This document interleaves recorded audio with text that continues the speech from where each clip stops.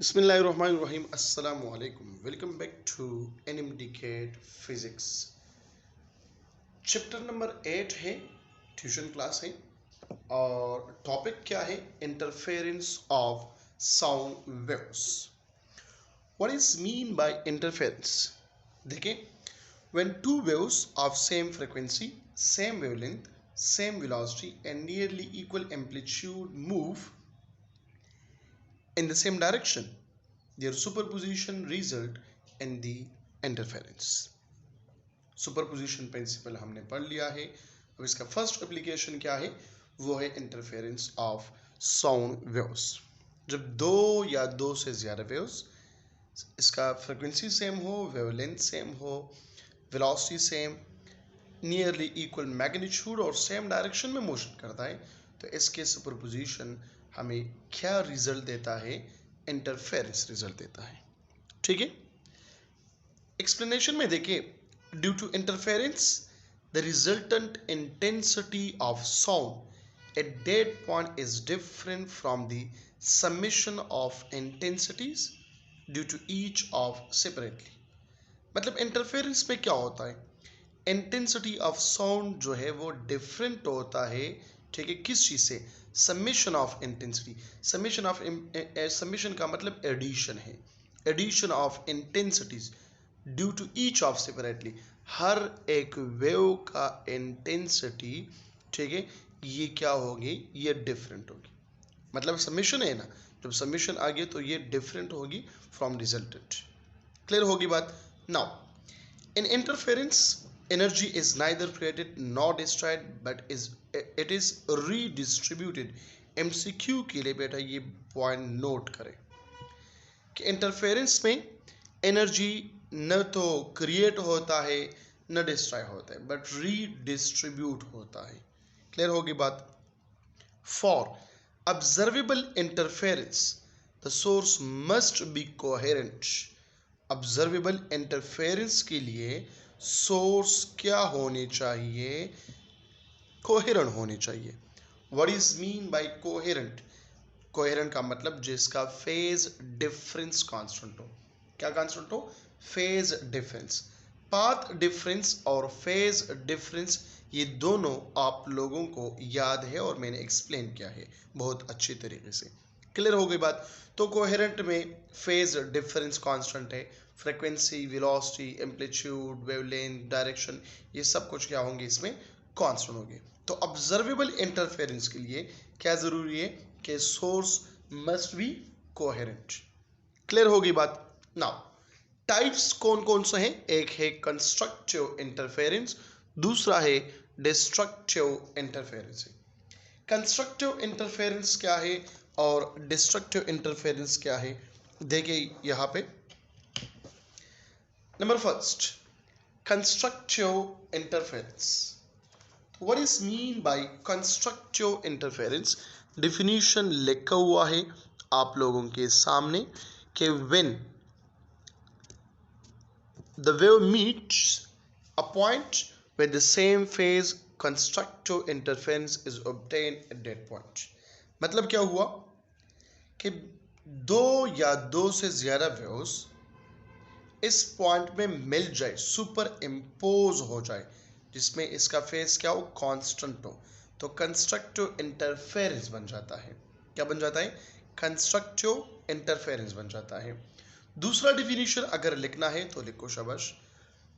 Constructive interference क्या है? When the crest of one wave occur on the crest of another wave or trough of one wave occurs on the trough of another wave. तो लेके कामा constructive interference is obtained जब crust पे आ जाए, trough पे आ जाए, तो क्या होगा? कंस्ट्रक्टिव इंटरफेरेंस बनेगा. क्या बनेगा? कंस्ट्रक्टिव इंटरफेरेंस बनेगा. और यहाँ पे when the wave meet at point with opposite phase, तो फेज कांस्टेंट नहीं हो, अपोजिट फेज हो, मतलब क्रस्ट ट्रफ पे आ जाए और ट्रफ क्रस्ट पे आ जाए, तो क्या होगा? कौन सा इंटरफेरेंस प्रोड्यूस होगा, डिस्ट्रक्टिव इंटरफेरेंस प्रोड्यूस होगा। इसी तरह डिफिनीशन लेके शाबाश इसके अलावा कि when the crust of one wave occurs on the trough of another wave and trough of one wave occurs on the crest of another wave. So constructive interference is destructive interference is obtained.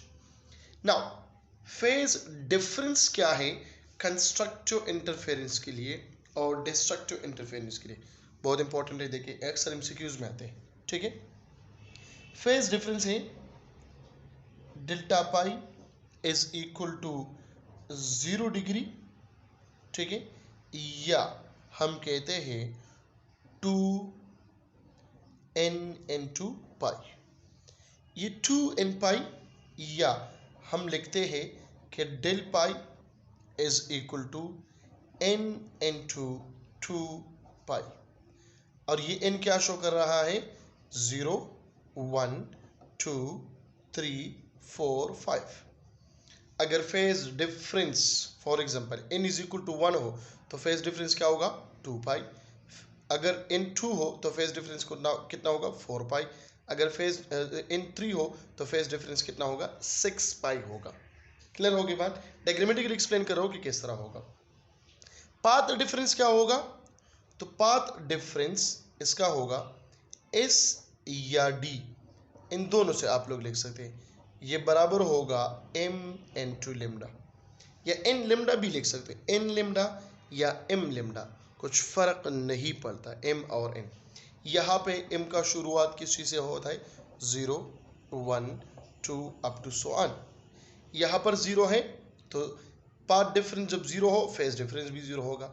अगर path difference lambda हो तो phase difference कितना होगा, 2 पाई। अगर path difference 2 lambda हो तो phase difference क्या होगा, 4 लेमडा होगा, 4 पाई होगा। मतलब m इज इक्वल टू 1 या n इज इक्वल टू 1 वो हम पुट करते जाते हैं, ठीक है। एम्पलीट्यूड क्या होगा, तो एम्पलीट्यूड इसका मैक्सिमम होगा। एम्पलीट्यूड क्या होगा, यहाँ पे मैक्सिमम होगा, क्योंकि जब क्रस्ट के साथ मिल जाता है तो क्या मिलेगा, 2n0 मिलेगा, क्योंकि क्रस्ट और क्रस्ट क्या है, सेम है। या ट्रफ और ट्रफ क्या होंगे, ये सेम एम्पलीट्यूड है, तो इसका एम्पलीट्यूड क्या हो जाएंगे, डबल हो जाएगा, ठीक है। लेकिन यहाँ पे जो इसका इंटेंसिटी है आई मैक्सिमम, वो किस चीज के बराबर होगा, तो यहाँ पर देखिए मैं डायरेक्ट लिखता हूँ, ठीक है। I1 plus I2 plus 2 into under root I1 and I2। अगर मैं यहाँ पे I1 I2 क्या है, इंटेंसिटी तो दोनों की सेम है, जब सेम है तो ये आ जाएगा I प्लस 2, और यहाँ पर आ जाएगा I square whole under root. तो यहाँ पर क्या आ जाएगा 2I, और यहाँ पर क्या हो जाएगा 2I, तो ये बनेगा क्या 4I, या 4I0 भी लिख सकता हूँ। ये नॉट क्या शो कर रहा है, मैक्सिमम शो कर रहा है। क्या शो कर रहा है, मैक्सिमम शो कर रहा है। बेटा ये इंटेंसिटी MCQ में आ सकता है, ये एम्पलीट्यूड MCQ में आ सकता है, ये पाथ डिफरेंस MCQ में आ सकता है। क्लियर हो गई बात, तो ये याद रखना है। नाउ आ जाइए डिस्ट्रक्टिव इंटरफेरेंस की तरफ। इस तरह डिफिनीशन मैंने किया, तो फेज डिफरेंस इसका क्या होगा, तो इसका फेज डिफरेंस होगा delta pi is equal to 180 degree. या अगर हम लिखें किस चीज़ में एक शॉर्टकट या फार्मूला लिखें, तो फिर होगा phase difference is equal to 2n minus 1 into pi. या अगर पंजाब बुक देखे तो पंजाब बुक में है कि delta pi is equal to 2n plus 1 into pi. तो यहाँ पे आप कंफ्यूज हो जाते हो कि सर इन दोनों में अब हम कौन सा फॉलो करें, माइनस वाली या प्लस वाली, क्या दोनों करेक्ट है, यस दोनों करेक्ट है। तो फिर फ़र्क क्या है सर, यहाँ पे -1 और +1। जब भी -1 हो, जब भी क्या हो -1 हो, तो यहाँ पे पुट करें n is equal to 1 2 3 up to 1, मतलब जब -1 हो तो n का वैल्यू पुट करना है कहाँ पर, 1 से पुट करना है। लेकिन जब +1 है तो यहाँ पे n का वैल्यू पुट करना है किसी से, 0 1 2 3 अप टू 1। मतलब ये 1 अगर हम यहाँ पे पुट करें तो 2n - 1 1 तो पाई आ जाएगा। अगर यहाँ पे हम 0 पुट करें, 2 × 0 0, यहाँ पर भी 1 आ जाएगा। मतलब यहाँ पर भी पाई आएगा, यहाँ पर भी पाई आएगा। जो ये 1 से शुरू होता है और ये हमेशा के लिए 0 से शुरू होगा। ठीक है, इसी तरह इसका पाथ डिफरेंस भी है। हम पाथ डिफरेंस लिखते हैं d या s = 2n - 1 into λ/2, या हम कहते हैं कि s या d = 2n + 1 into λ/2। यही तरीका है, जब माइनस हो तो n का वैल्यू शुरुआत कहाँ से होगा, 1 2 और 3 से अप टू 1। लेकिन जब +1 है तो फिर इनका वैल्यू क्या होगा, 0 1 2 up to so on and so forth. Clear हो गई बात। ये पाथ डिफरेंस ही शो करता है। अब एम्पलीट्यूड है तो एम्पलीट्यूड यहाँ पे क्या होगा, मिनिमम होगा। अमीन नहीं है, ठीक है ना। ऐसा ना हो कि आप लोग अमीन याद रखें, या चलो अमीन याद रखें, ये mx या अमीन। तो डिस्ट्रक्टिव में अमीन क्या है, 0। जब अमीन आ गई तो 0, mx आ गई तो मैक्सिमम। तो अमीन क्या है, वो 0 है। और इंटेंसिटी क्या होगा, तो ये भी क्या होगा, 0 होगा। क्लियर होगी बात। तो ये नोट करें अपने साथ, ये MCQ नोट करें, ये क्या करें, नोट करें फॉर MCQ, ये नोट करें MCQ, और ये भी नोट करें MCQ। नाउ डायग्रामेटिकली समझने की कोशिश करें। अब मैं यहाँ पे डायग्रामेटिकली सॉल्व करता हूँ कि डायग्रामेटिकली आप लोग कैसे यहाँ पे ड्रा करेंगे। क्लियर है। तो एक वेव आ गया, कंस्ट्रक्टर इंटरफेरेंस के बाद अगर हम कहें ये आ गया एक वेव, ठीक है, और यहाँ पर आ गया दूसरा वेव। इसी तरह यहाँ पर भी डिस्ट्रक्टर में एक वेव आ गया और दूसरा वेव क्या होगा, दूसरा वेव यहाँ से आ गया। ठीक है, इन दोनों को कंबाइन करते हैं। यहाँ पर देखिए, ये फॉर एग्जांपल फर्स्ट वन हो गया और ये इसका आ गया सेकंड वन।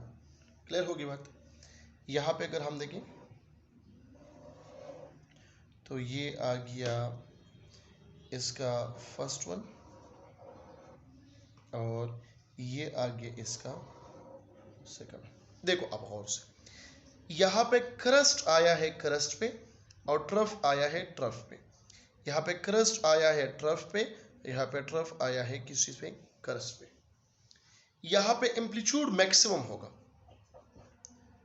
मतलब ये जो रिजल्ट देगा ये क्या देगा, मैक्सिमम देगा। ये क्या है, ये फॉर एग्जांपल ए है A1 और ये क्या है A2, दोनों का एम्पलीट्यूड है। तो मैं यहाँ पे लिखता हूँ 2A0 या 2A लिखता हूँ, ठीक है। और यहाँ पे एम्पलीट्यूड क्या होगा, बिल्कुल स्ट्रेट लाइन होगा। फॉर एग्जांपल अगर यहाँ पे 5 है तो ये -5 होगा।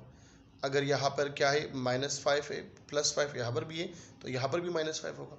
तो रिजल्टेंट आपको क्या देगा, 0। एम्पलीट्यूड यहाँ पर क्या है, 0 है, ठीक है। इंटेंसिटी यहाँ पर क्या है, वो भी 0 है। क्लियर हो गई बात। तो ये आ गया क्या, इंटरफेरेंस। मिलते हैं एक नेक्स्ट टॉपिक में। अपना बहुत सारा ख्याल रखिएगा। अल्लाह हाफिज़।